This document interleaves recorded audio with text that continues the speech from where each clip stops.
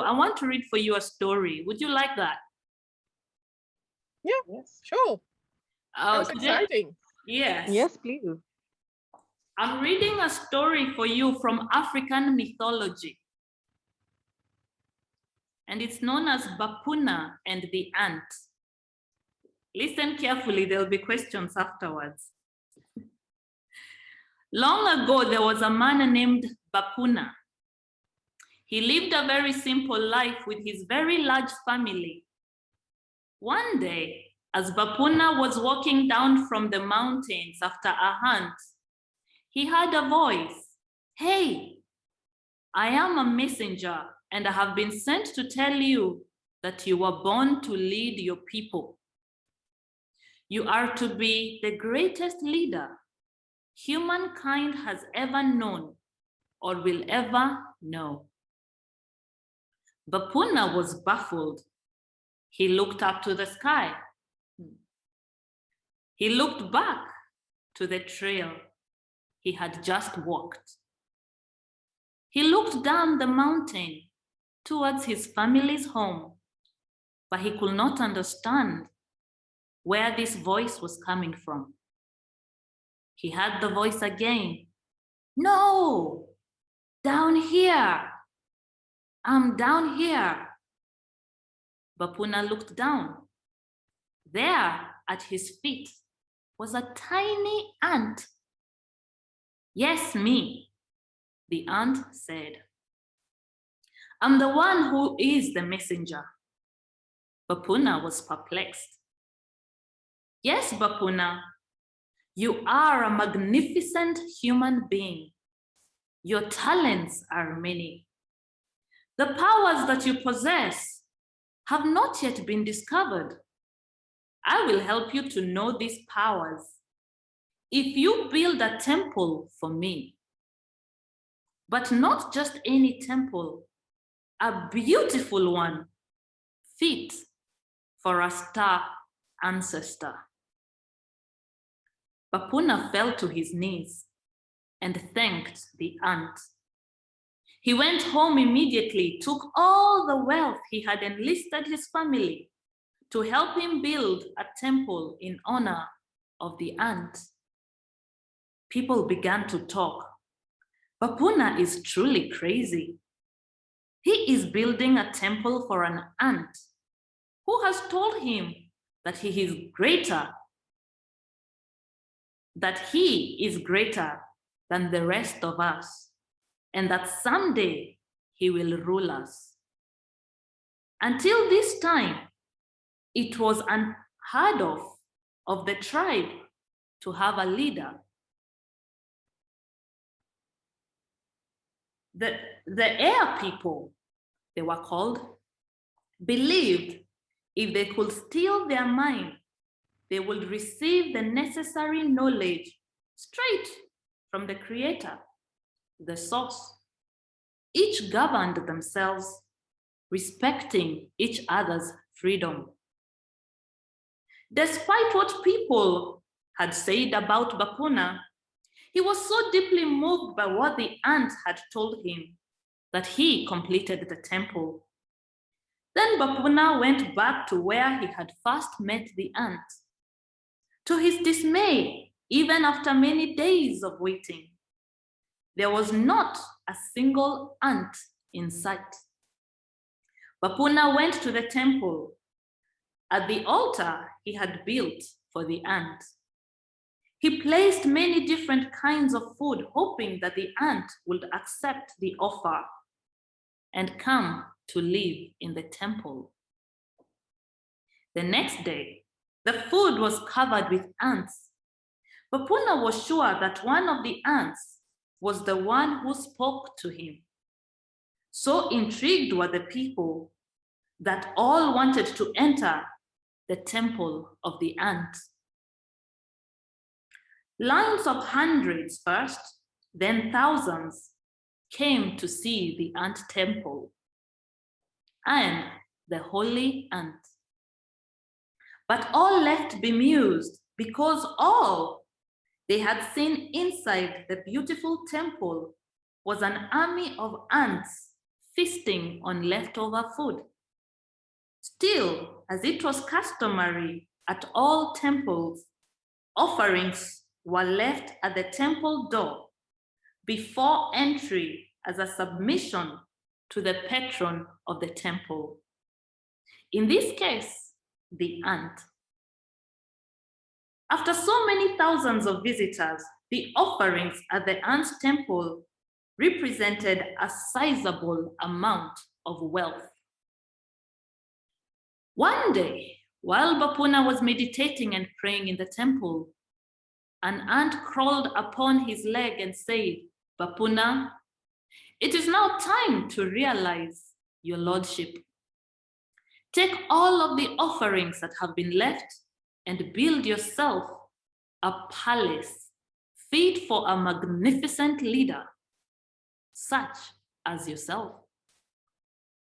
When you are finished with a castle, build a large stone wall around it, and only allow those that believe you are a true leader to live inside the walls of your city."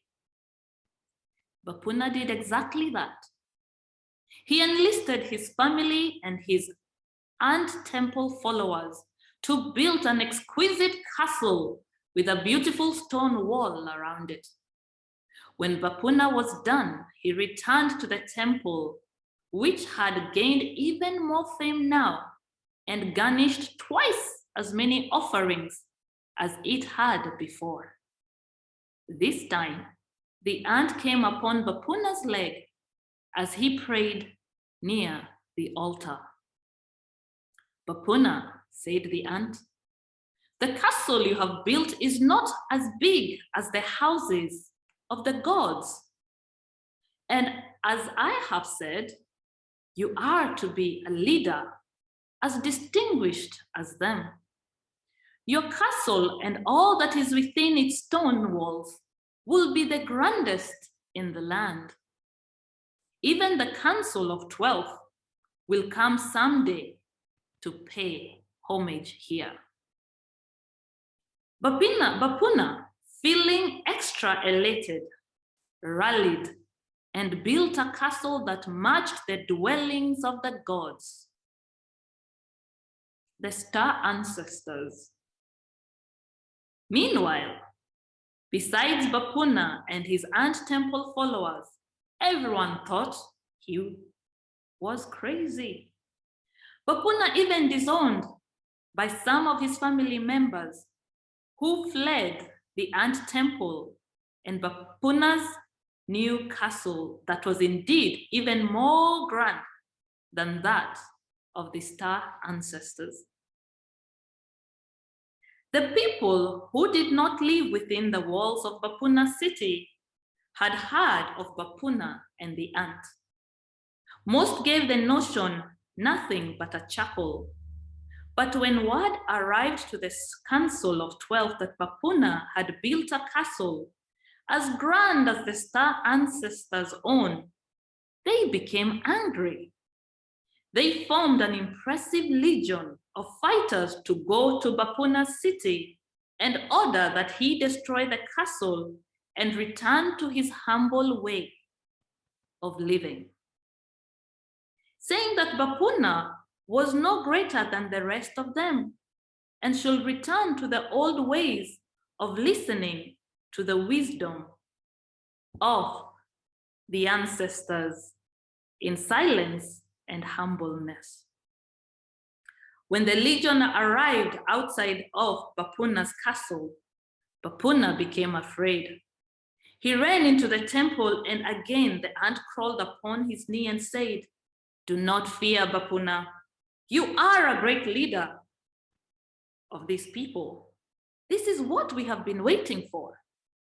This is your chance. Go and tell the legion the truth of who you are, and they will turn against their old antiquated ways. My power will be upon you. And when you speak, and none will be able to deny that you are the rightful leader of the Air tribe."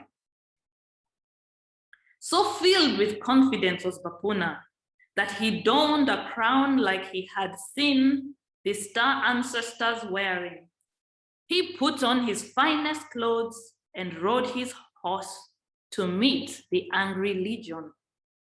Once in front of the legion and his people, Bapuna's belief that he was truly the rightful leader prompted such a moving speech from him that day.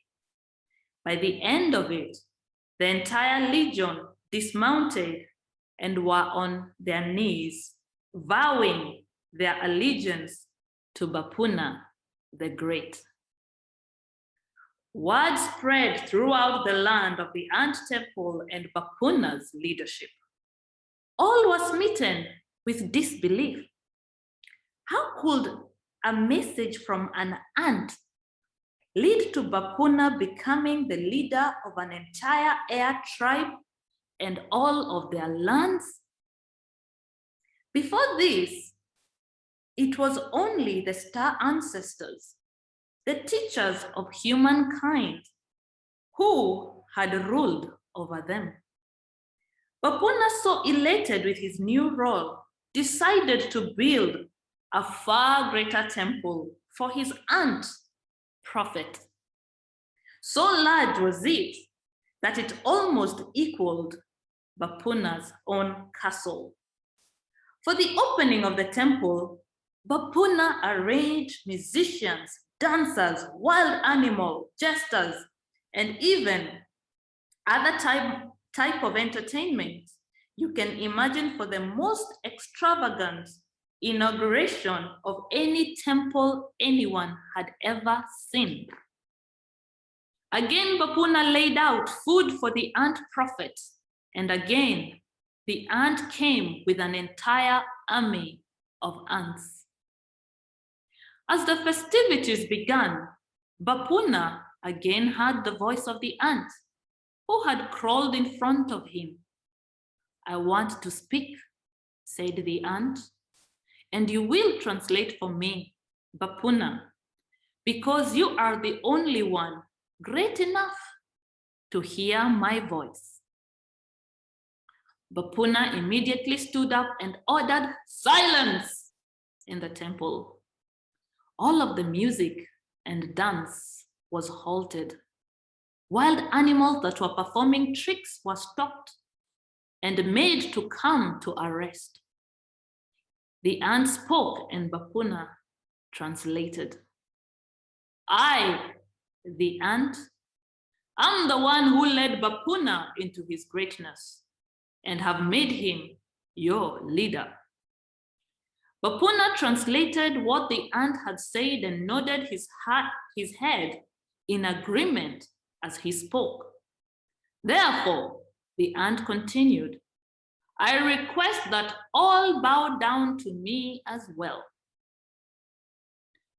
When you bow to me, you will salute me as the indispensable one.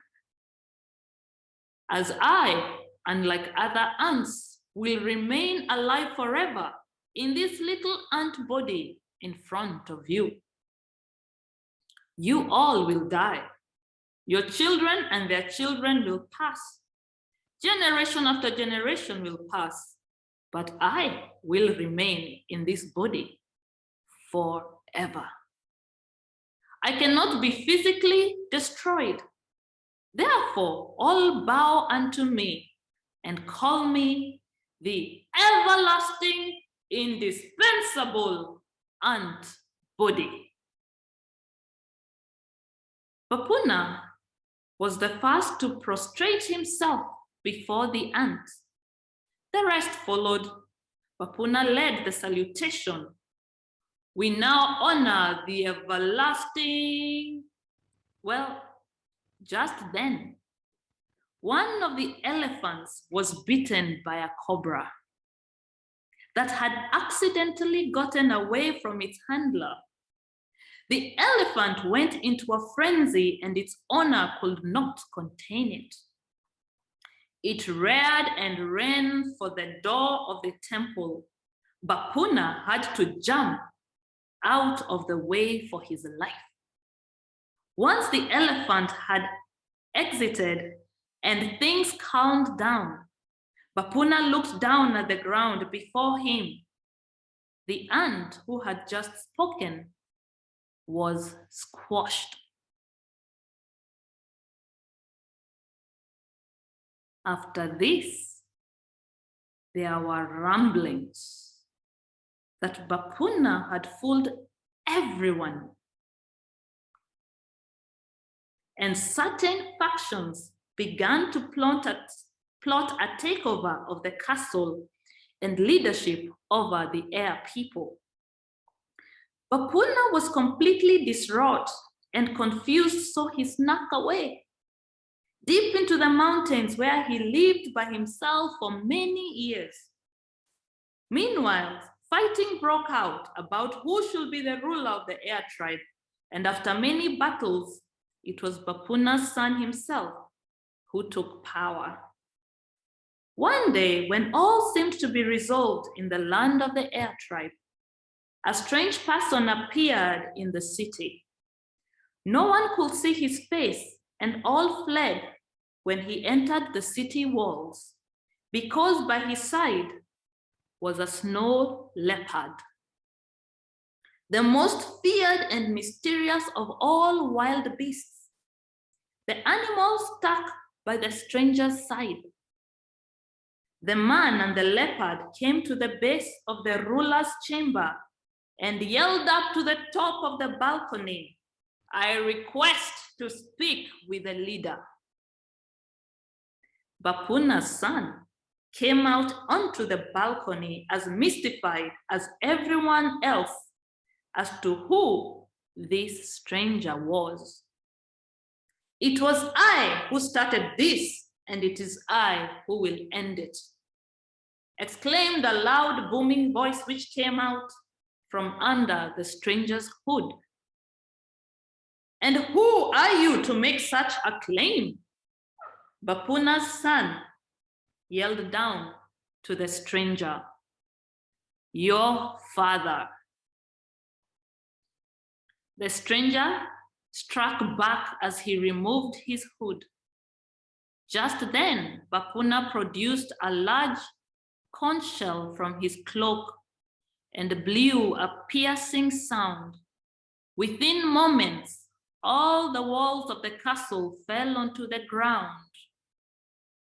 May each man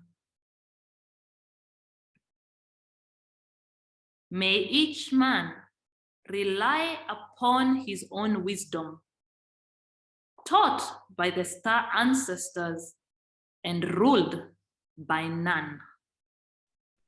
With those words, Bapuna returned to his home in the mountains, a master of belief he had become.